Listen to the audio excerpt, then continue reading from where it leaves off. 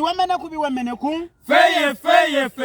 ekituleese olwaleero gulavite kwana kapakati gulavite omutujju kapa ya mumma akantu akatono bwe kati akatewezadde oluyi mwennyini yakayimbako big size bebe kulu ye yasooka nti ne bwe kaba katono kabeera kankolera